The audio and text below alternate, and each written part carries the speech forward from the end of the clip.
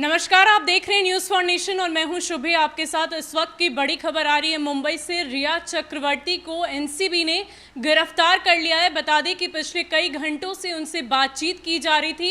ये कयास भी लगाए जा रहे थे कि रिया चक्रवर्ती आज गिरफ्तार हो सकती है। आज जब वो एनसीबी के ऑफिस आई थी तो उन्हें कुछ ही घंटों के बाद उन्हें छोड़ दिया गया था।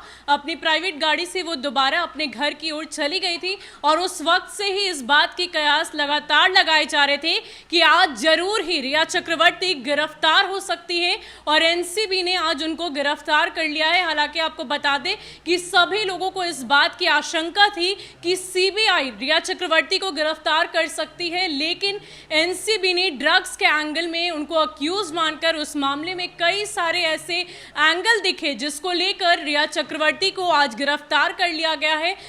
सुशांत सिंह राजपूत की सुसाइड के मामले का अभी पुष्टि नहीं की गई है कि रिया चक्रवर्ती उस मर्डर केस में शामिल थी या नहीं थी, लेकिन ड्रग्स के मामले में रिया चक्रवर्ती को आज गिरफ्तार कर लिया गया है और अब से कुछ ही घंटों के बाद उनका फिजिकल टेस्ट यानी कि कोरोना टेस्ट भी कराया जाएगा और उसके बाद से उन्हें औपचारिक रूप से गिरफ्तारी कर ली जाएगी और एनसीबी के द्वारा वो आज शाम को गिरफ्तार हो गई हैं।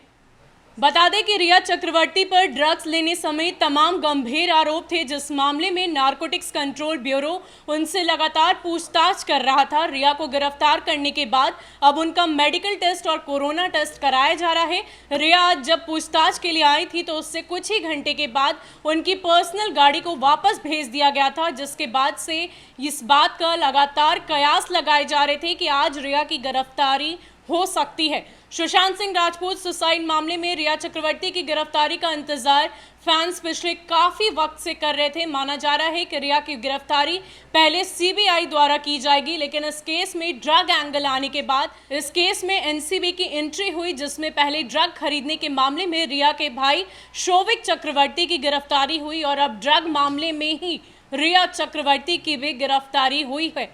मालूम हो कि रिया चक्रवर्ती ने एक इंटरव्यू में ड्रग्स लेने की बात से साफ इनकार किया था। हालांकि एनसीबी के साथ कड़ी पूछताछ में उन्होंने तमाम नए राजों से पर्दाफाश किया। इसके अलावा ड्रग्स केस में एनसीबी 25 बॉलीवुड सेलिब्रिटीज को समन करेगा। रिया ने उन बॉलीवुड पार्टियों के नाम भी दिए हैं जहां ड्रग्स ली जाती थी। एनसीबी सुशांत के को स्टार्स और एक्टर्स को भी समन करेंगे। तो फिलहाल इस वक्त की सबसे बड़ी खबर आ रही है कि रिया चक्रवर्ती को एनसीबी ने गिरफ्तार कर लिया है। बता दें कि पिछले कई दिनों से लगातार रिया चक्रवर्ती से घंटों घंटों तक एनसीबी की बातचीत जारी थी।